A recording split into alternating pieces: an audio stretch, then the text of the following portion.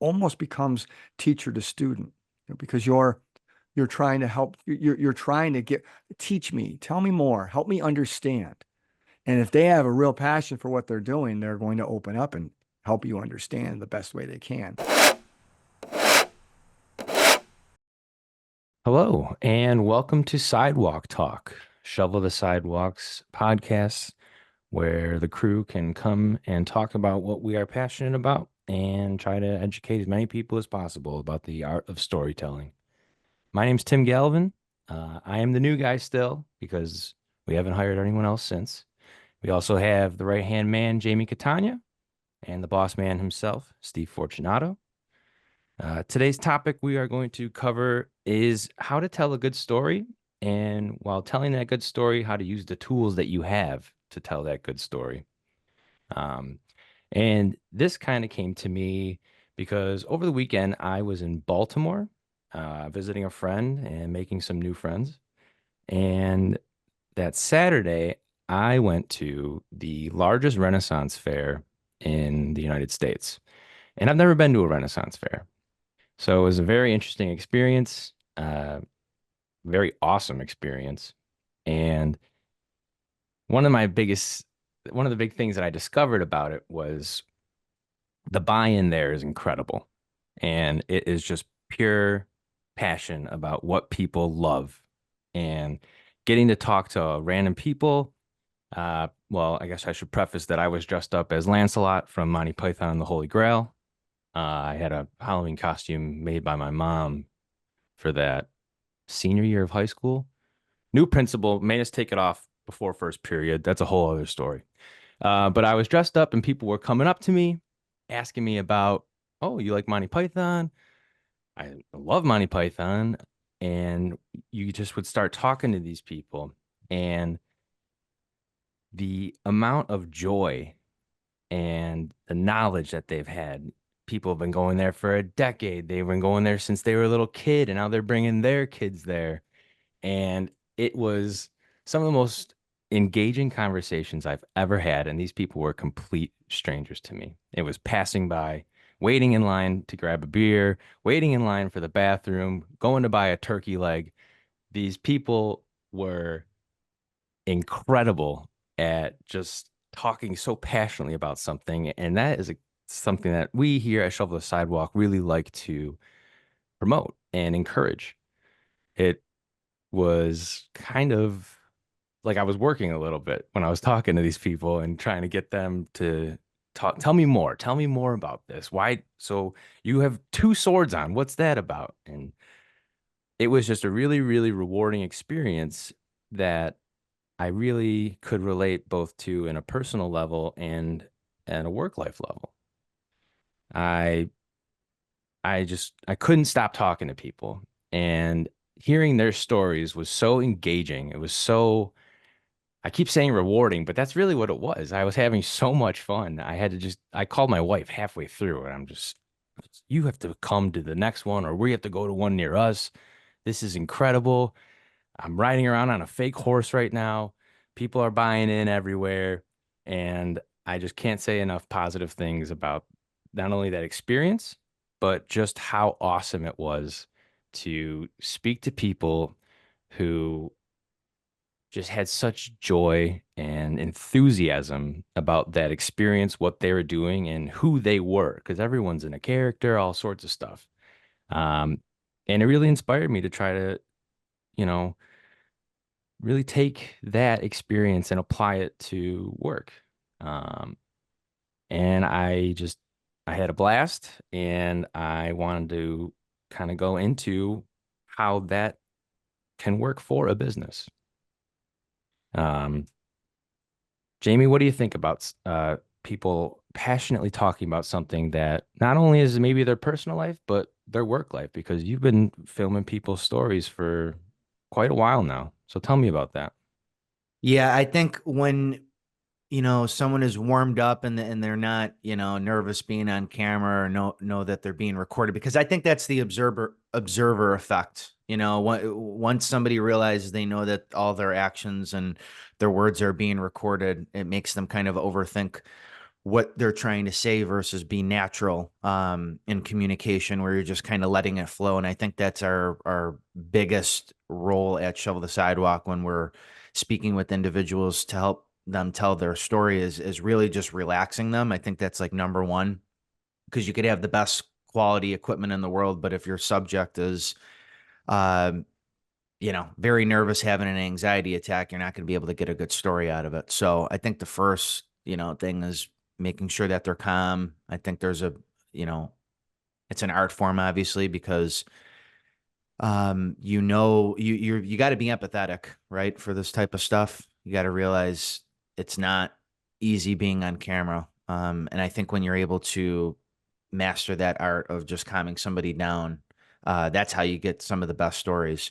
But like with your experience, it's interesting what you just shared, because to me that's role playing, and role playing is almost like storytelling on steroids, because you're you're another character at that point, and you're in the medieval times, right? So it's like you never were there before. You only go off of movies, Monty Python, books, whatever. You have this kind of idea, and then you're creating that character in your head as a role playing experience. So I think that's a form of storytelling that's kind of like on another level. And that was an experience that you're going to have for a very long time. Obviously, that's probably a core memory for you. But when it comes to the art of storytelling, like what we do, and we kind of put ourselves in that person's position of understanding, hey, this is a recording, but we're not going to obviously put this online right away. We can always edit things. It's just a matter of kind of calming the subject down. The person needs to be in their most comfortable state of mind in order to get the best authentic story. And I think that's one of our biggest skills in this, for sure. If I were, what's it called? What's the name of the festival? The Baldwin. Maryland Renaissance Fair. Yeah, maybe they do. If I were them, I would hire you to dress as Lancelot. Is that where Thank you you. were? Oh yeah, yes. And just John have you Cleese. go talk to people like you did and record it. And I would leverage it with all my marketing. And that's it. That would be my whole plan. Because what you described was it was all authentic. You guys all had, well, you all had something in common, right? And Yeah, when we passion have for it. things in common, yeah, you all had passion for it and you enjoyed it. And people like to talk to other people that have their same, I mean, look at the political divide in America, right? We tend to just focus on the ones that agree with us. And and we have, yeah, that's the best way to go. It's the only way to go. And, you look at social media and they put that into your feed so that you think the world is all on your side. But when you're at these events, the world is all on your side because you guys all have the same passion. And they were opening up and being authentic and telling you things, and you're having conversations. And if you record that, it's actually an easy story for you to put together because you also have passion for it. So you don't even have to, well, you discovered the passion for it while you were there, Yeah. but you would be able to tell probably 100 stories. You'd be able to create tons of ads if they needed to be created, and you would definitely have their website content and social media content, and it would be labor intensive because of all the post production. But actually, getting the stories, that's pretty easy because all you're Yeah. doing is talking to people. You're just having real, authentic, raw conversations, and then you're putting them together for an ad campaign. Maybe that is what they do. Maybe they have someone dress up as Lancelot and go talk to people. But I assume they're going to do it the next year and the year after that and the year after that. So I would go to one of our events or the one annual event and I'd record as many stories as I can. I'd leverage those because the other thing that happens is obviously those people will tell their stories. I mean, they told their stories to you and you relayed them in a great way that made me say to myself, I gotta go check this thing out in Baltimore, That's And so you record those, leverage those. They are going to talk and connect with the people that would be like them. There would be other people that would say, I'm not into that. I'm not interested in that. And that's okay. So we don't have to have everybody. We have to have everyone that would be interested in this sort of thing. So if they're just themselves telling their own story and relaying their passions for this, that will connect with certain people that didn't know this existed, right? Yeah. Or maybe they did know it existed and it will push them to go ahead and take the next step and go check it out. But the other thing it will do is that Hollywood effect. So the tons of people that you talk to, they are human beings, and you're going to highlight them and their stories. Well, that their families, their friends, their relatives, their brothers or sisters, whatever it is, they all like the fact that you're taking their friend or relative and highlighting them in their stories, and they're going to pass that along as well. You know, the Hollywood effect is wow, it's really cool, and you're allowing them to represent you and your brand. Is just a real powerful thing. So you're helping yourself out um, with trying to find new, I don't know what they'd be, customers, I guess, or new attendees in the future, Mhm. but you're also helping retention and having people come back Yeah. by highlighting them in their stories. Just like recruitment and retention in when we're doing recruitment advertising or employer branding. We always want to help with recruitment, but the number one thing we do is retention. And we leverage our retention strategy to help with recruitment with the Yeah, I think Hollywood effect. the the Hollywood effect kind of was in full display there because I've said this before, but people were being unapologetically themselves. They were saying, "Hi, my name's this. I'm here because of this. I'm from Delaware. I make this trip every year. This is my favorite part. You got to go check out Red Lion's Pub. That's a really cool area. Oh, have you seen the jousting?" And it's just so engaging that there's this sense of pride that comes along with it. That, I've committed a lot of my time, a lot of my life to this passion of mine. And, I'm going to show it off. Like, I'm going to behave how I want to in this moment because I wanted to be a knight and I didn't grow up in the Middle Ages. So guess what? I'm going to be a knight for 7 hours and everyone's just going to have to deal with me being a knight. And it's not like everyone's like rude and like trying to fight each other like a knight, but it's just that there's that sense of pride that I think a lot of people need where you're rewarding yourself for being yourself. And I think that's a really really powerful emotion that if you believe in something and you get to talk about it, you get to become it, there's not many better feelings than that. It's a very rewarding feeling and you you get to capitalize on everything that you've believed and worked forward. It's just all on display and you're happy that it's on display. And that's So I think really, really cool to see. I think the question is, how do you, because that's a layup, right? That's pretty easy. Mhm, So now, how do you take that, which is a great example of the power of storytelling, mhm, and how do you take that and, for instance, you know, we take it to a manufacturer, and you're going to tell the stories of the employees. mhm, You know, how do you were all in, and it wasn't empathy, you had understanding and passion just like they did. When people are trying to help someone tell their story, how do they get into that mode? I right. mean, it's pretty rare that you're gonna, like I said, you could go out and you would do great storytelling there because you have a passion for it. You're going to, you're the marketing director at X Corp, and you need to help tell stories of the employees.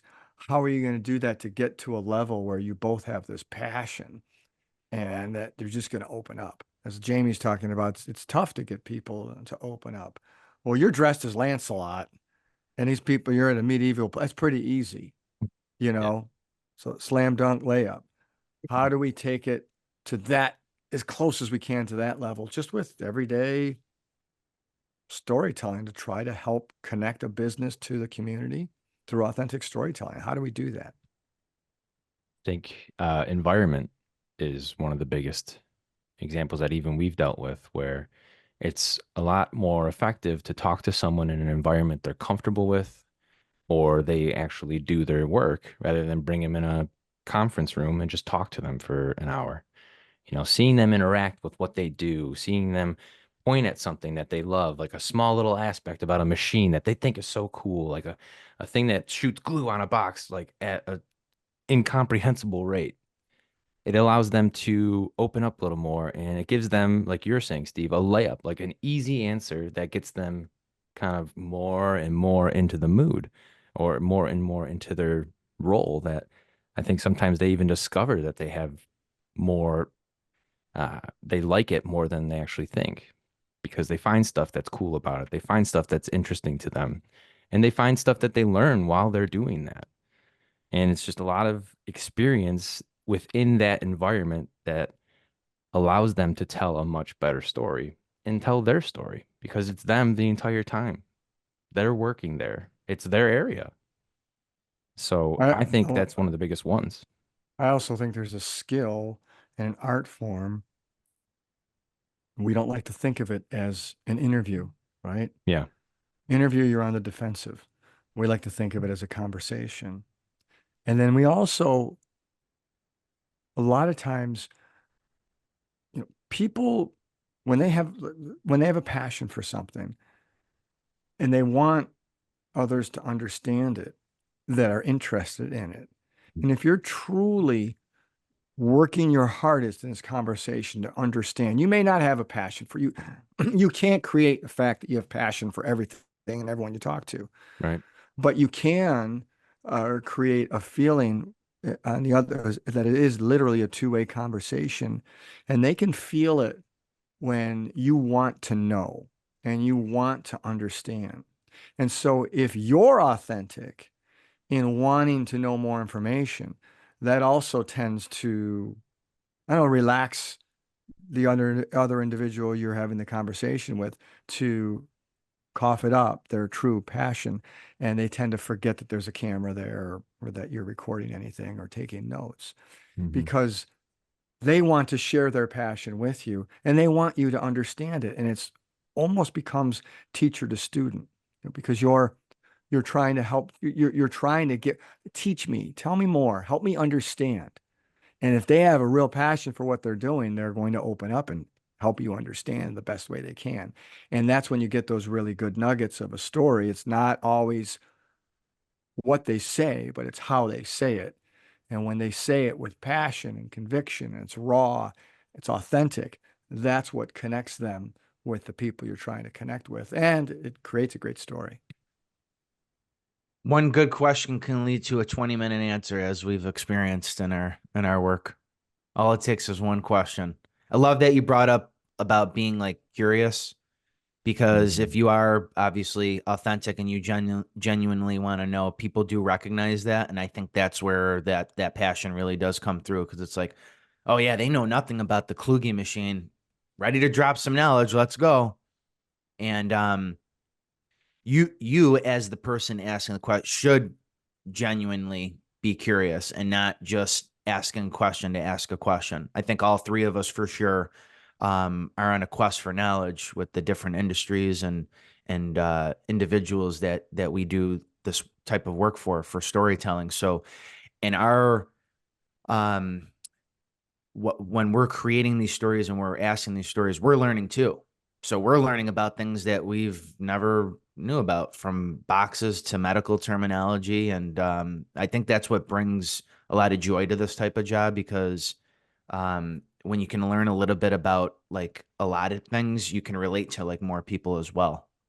So these conversations that we've had with our customers and the customers of our customers, when we're recording testimonials, we learn this information that can actually later help us in future conversations, where somebody could be like, how the heck did these guys know about this?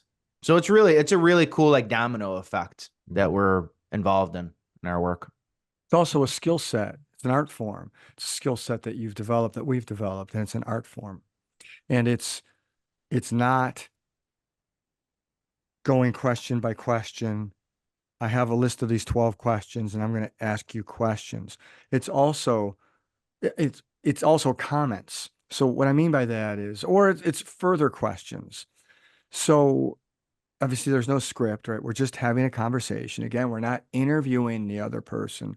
We're trying to have a conversation and happen to record it to leverage it to tell the story later, right? So when we're having that conversation, again, they can tell if you're genuinely interested or trying to get somewhere, trying to learn something. But if you're genuine about it and they say something and you heard it, and it, like say it didn't make sense or it made you curious about something else or it was something you have never heard before, you need to go there. Yeah. You need to say more about it. You need to say, wait, tell me more about that. I had no idea. And they can tell you're learning something. They're teaching you something. You're engaged. You want to know more. You want to understand. And that carries a conversation just like you're having a conversation with a person. If Tim and I were at a party, we're having a conversation. I don't take out a list of 12 questions. All right, Tim, well, question, okay, that's number 2. And then you answer it. And then I go to question number 3. And then you have a really good answer about something, but I don't continue on question 3 and ask more. I say, well, that's your answer. Here's question number 4. No, I ask you more about what you meant on question number 3. I want to learn more, and we have a conversation. And that's the idea. That's the art form. That's the skill set we're developing. We've developed that we understand we're having a conversation. We are not interviewing. We're conversing. We're learning from each other. And the other thing, it's not just asking another question to further the conversation. You might make a statement that will further the conversation.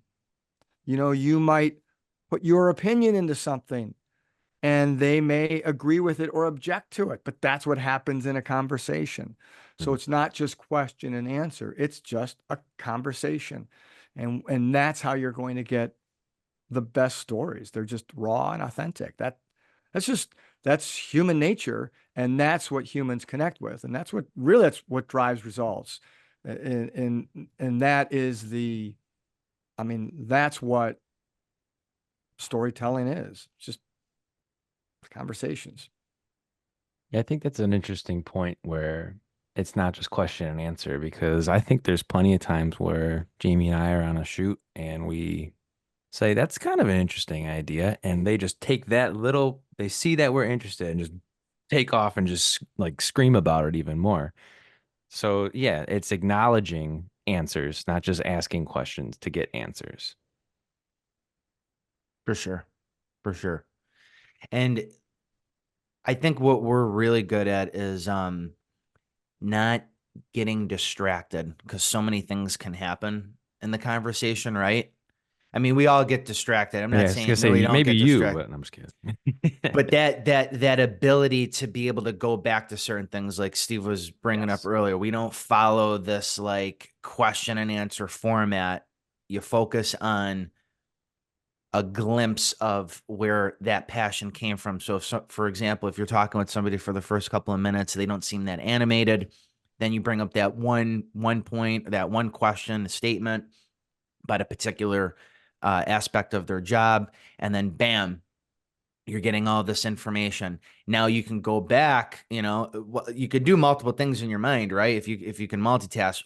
Active listening is the one that uses the most energy, though, because you're literally actively listening, trying to picture exactly what they're saying.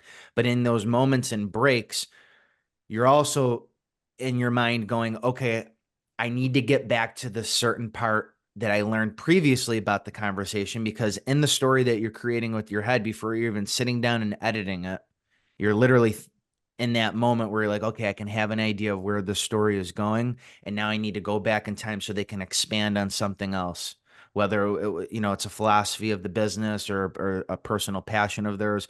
So in my opinion, the active listening is the skill set that is forever. I mean, you're always getting better and better with active listening, but it uses the most amount of energy. So there's preparation with that, right? Like if we got an Mhm. early morning shoot, we're not going to be up late at night. You know what I mean? We might do a little bit of research beforehand, so you're not walking in blind. So again, active listening is really what allows you to retain this information and be engaged. So that person that you're speaking with is thinking to themselves, okay, Tim really cares about like what I'm talking about. I'm going to continue talking even more about it. Whereas if you're not animated and you're not interested, then I mean, people recognize that. So Well, Yeah. that's why I also think our philosophy of always having two people on the shoot, because you're also human, right? So, and it's this person's passion, it's not your passion. You're trying to best understand it. You're trying to have a conversation. And like you said, the conversation, if you're having a true conversation, may go off, right? So it may go off. And you did your research and you know you got to cover these three subjects, and your subject one is taken off. It's going on a completely different angle you didn't know about. And that's okay. And you want to continue that. Well, you may wrap up the whole conversation. You covered subject one and two, but you did not cover subject three. You have another set of ears. You also have the eyes, right? So the video, if you're recording this through video, he or she has to be careful, make sure everything's safe, but, and is focused on the video, but is also listening, and has the same concept that you have, knows where you're going. And oftentimes, right, we're finished with a conversation, and whoever's shooting says, "Hey, can we talk about this?" Right. It's because I forgot it, Right. and you brought it up. And then we got the gold, and we could now by that time that person's really relaxed, realize we're having a three-way conversation here. So it's four sets of ears. It's four sets. It's no, that would be two sets of ears. It's four ears, two sets of ears, right? Yeah. Yeah. Yeah, We're four back. ears. It's yeah, four ears, two sets of ears that are active listening, not just the one person that's the most engaged in the conversation. It's great to have everyone engaged in the conversation. And if that conversation is just on a roll, and the person shooting the video or recording the audio or whatever's going on, uh, you know, feels like it's going well and doesn't want to interrupt, that's great too. But then it's your responsibility to make sure that any subjects that need to be covered are covered. And you just jump in when that conversation comes to an end. You jump in and you continue the conversation with the subject that was missed. Yeah. It's active listening. Well said. Yeah, I couldn't agree more. It's very important to have more than one person. Um, I know we've been in multiple situations before where, hey, can you think of anything else? Bam, comes right to mind. Hey, let's go over this real quick, or hey, let's ask this question one more time. It was a little bit dry in the beginning. I know that they are warmed up now. Let's see if we can ask it again. Mhm. For sure. Because again, I mean, when we do this, we're not going in this blind and be like, oh, I wonder what kind of story we're going to get out of this. It's literally being played out in our mind as we're having this conversation, and we know where. And I might sound a little technical right now, but when we're editing things, we take pieces of the story and line it up so that it becomes this cohesive story, versus a unedited 40-minute conversation, 1 hour conversation. But it's the main thing is it's authentic. We don't use scripts. We don't tell people what to say. It's just we frame the answers based on the questions that we ask, so we can try to get what we're looking for out of the conversation, depending on what the purpose of the story is, whether it's to retain and recruit or it's to share a piece of new information about a particular piece of machinery that so and so was trained on for many months. Usually the best stories, though, are the ones that are completely different than what we had thought they were going to be. Yeah. So it's completely unplanned, completely surprising, and we just let the conversation go there. We had these 8 subjects we were going to cover, and the story was subject number 9 that wasn't expected. And those become the best, and those are the ones that connect because they are absolutely real and raw and authentic. I think that's Totally. the active listening part too, where you start to hear that, I wanted to do these, but this guy's actually telling a really good story about topic D. So, you draw a line under everything that you had, and then you're just like, wait, we might have to do this. And you start taking more notes about that. And the other part of that is one of the other sets of ears is holding a camera and focusing on keeping that straight. and keeping it like aimed at them. So it is a skill that you have to develop because I've been trying to the past 10 months of being here that I think I remember on the first shoot I was filming and I don't know if I could even hear him. I was so worried about like just staring at the camera, making sure it was working, that it is absolutely a skill. And you're listening to make sure you have a good clip, but then you're also listening to make sure you have a follow-up question or a question that you can go back to, which I think is tough. And I think we do it well though. Well, I go oh, ahead, sorry, Jane. go ahead, Steve. Go, Jane. Okay, I was just gonna say a lot of the times this happens in the strategy calls that we have with Mhm. our clients, but I personally enjoy when we're having a conversation with somebody and then we find a new candidate based on the conversation where we're like, oh, we didn't even know that this person's in this department or that person, has this role in the company or just that the person exists in general because it happens through conversation that we have the ability now to talk to so and so and get another story or another piece of information that can help out with the website or whatever type of medium that we're using. Again, it happens mostly in the strategy calls, but I do enjoy when we're talking with somebody and someone's like, yeah, you should talk with so and so, and it's like, perfect, let's add them on the list, and then we do our research from there.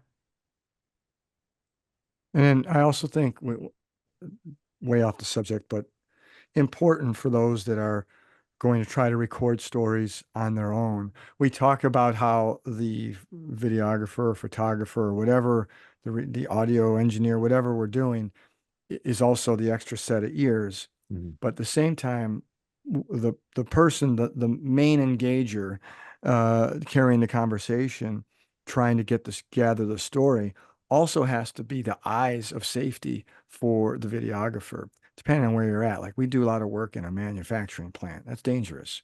So when you got one eye in the camera or whatever, and one eye on a subject, yeah, obviously you're down an eye, and that's very dangerous. And so it's also a skill set, to make sure we'll call him the reporter in this situation, like in the Mhm. news world, right? So that the gatherer that's doing this just make sure that the person that's shooting the video or the audio, whatever you're doing, is in a safe situation. Also, the subject that you're working with, if they're really engaged and have passion and getting into it, they may lose sight of their surroundings. So you have to be the eyes and ears of safety too, and that's something to just to remember, because we've had, I mean, when you're in a manufacturing plant, the trucks or whatever, they have beeps, they'll beep at you or whatever, but it can be you step into a hole or going up and down stairs because you guys are going to be really into this. That's what you're supposed to do. You're like, yeah, I feel this story and we're going good. Mhm. Someone needs to look out for you. So safety is another reason I don't like one person going out in gathering a story via conversation. I like two to be there. For sure. And just so you as the listener, if you're not seeing us right now on YouTube, just to kind of visualize this, like there's different types of shots that we're going to want to do when we're recording a story. So for example, the person with the camera could be walking backwards while recording the subject, and they're sharing their story, they're sharing their passion, and if you have the camera in hand, you're walking backwards. Now your partner in the situation needs to be the eyes for you, right? They need to, hey, just tap on the shoulder, just like little cues, because obviously you don't want to ruin the conversation that's happening, but there's these little cues where, because you're aware, you can make sure that they don't back up into a wall or fall in a hole. So that's kind of what we mean specifically about safety when we're trying to get certain shots versus recording in a static environment where we're set up, we got lights, we're sitting down, we're all talking. That's a little bit of a different situation versus the walking and moving and trying to get like a really nice shot for your story. Let me tell you a story about Mike Tyson. Woo.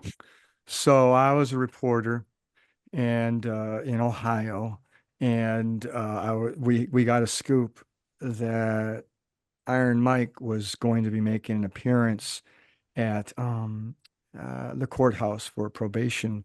I don't know if it was a hearing, whatever. So this is quite a long time ago, early 90s. So he's going to make an appearance at the courthouse.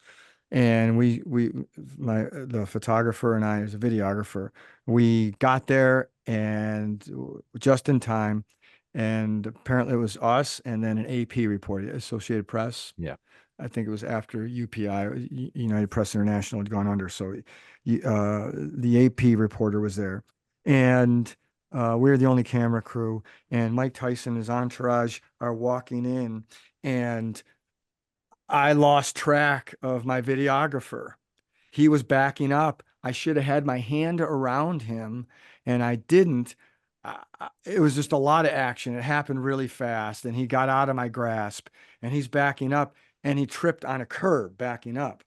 So it was a great video of Mike Tyson walking right towards us. I was also looking at his entourage, like, what's going on? There's a lot of people. And he tripped, and I went to catch him, and Mike Tyson went to catch him. And he was awesome. Tyson was always like, "That's okay. No, no, it's not worth it. It's not worth it. Not worth it. You got just, whatever." We both went to help him up, and the AP photographer took a picture. So somewhere in the world, and it went across the world. It was a photograph of me and Mike Tyson helping up the videographer Henry Durando. Remember Henry, if you're out there? Do you remember this? Yeah. And Shout out so Henry. it went in newspapers across the world. Of me and Iron Mike picking up Henry, who Old was my Hank. fault because I should have had Henry's back. And after that, I was pretty good about taking care of my videographers. Well, I don't know if we're going to be able to top that, Jamie. So, Yeah, any, that was great. That yeah. was great, Steve. So any closing thoughts, you guys, on kind of some of the main aspects of telling a good story? I mean, I really, really believe that a lot of it is about passion and trying to get that passion out of who you're talking to. And again, yes, there's questions and answers, but always search for more to the answer that they give you. Yeah. Yeah, good point. Yeah, just to kind of recap everything, I think when we're doing this, we're on a quest. We are on a quest for knowledge. That's why they call them questions, right? Quest. So that's like the first thing on my mind. We're on a journey within the mind of the person that we're having a conversation with. We want to calm them down, and we want to be passionate in our questions and our responses, because people can recognize if you care or not about what they're talking about. Well, I've Calling got it a another Mike quest. Tyson Sorry, go ahead. story. I've got one more Mike Tyson story. It's relatable. Definitely not True topping this story. one, probably. Um, well, he's a good. His deep thinking and his storytelling is impressive, and it was another time. So he happened to live where with Don King or near Don King had places for him up in Ohio in the area where I had worked and lived. And so I had another opportunity to talk to him. Um, and so I was a television reporter and I loved the art form of it. I like telling stories. I was not good with like just I didn't feel good about when people would recognize me. I didn't handle it very well. Like if they'd recognize you at the store or whatever, I just was uncomfortable. Some people can handle it much better. I did not handle it well. I didn't think I was the best PR, and I always felt like my fly was down, you know. And so when I got a chance to talk to Mike Tyson, I'm like, I was just I you are literally world famous, you know. I go into a grocery store, someone might notice or ask me the score of a game or something. Like it's no big deal. You know, this guy can't go anywhere in the world without not just someone noticing him, but then people will come up to him and ask him for things. They want a piece of him, way different than a little sportscaster guy in a small town in Ohio, right? Yeah. So I asked him, I said, how do you handle that? How do you deal with that? How doesn't it get to you? And I don't remember, I'm paraphrasing and I don't do the best impersonation of him. But he was adamant and immediate in his answer, in that he started telling me about his upbringing and how difficult his life was and where he was and how things could have turned out for him. And that um, it's just, he said that what I have to deal with is nothing compared to what I dealt with before. And it brought into light, like it's a blessing. Mm. It's not that he loved not having any privacy anywhere, but he welcomed it and appreciated it and appreciated the love and the care or whatever of people wanting to know more about it and a piece of him. And it was really interesting. And the way he would tell a story was just so powerful because, he wasn't exactly grammatically correct. He had a lisp, but he had passion. He was authentic, and he really wanted me to understand what he was saying. Yeah. He was everything. And I don't know if you watch any of his, I don't know if he has his own podcast now or he shows up on podcasts a lot. Everything he talks about is just authentic. It's Right. just, Yeah. and I think that's why people want more of him. He Very just, philosophical. yeah, he really, really is. But that's always stayed with me when it's like, well, could be worse. Could be a lot worse. I mean, when I coach kids, I always tell them, could be worse. We're so fortunate what we have. And you think it was four, I think it's now down to 2,000 kids a day die worldwide from drinking dirty water. We're complaining about whatever. Could be worse. But I thank Mike Tyson for that thought when I was very young. I was early 20s, and he drilled that into my brain. So there's another Mike Tyson story. Mike Tyson for the win. Let's go. 2 in 1 Knockouts. podcast. We are spoiled right now. That's good stuff. All right. So if you are listening and you are going to go film someone for their story, just a reminder, you stay listening. And to Steve's point, you stay safe. All right. Thank you so much for listening or watching. And if you would like to, please subscribe on YouTube or find us on Spotify or Apple Podcasts. I almost said Apple Music. Thanks again. We'll see you next time.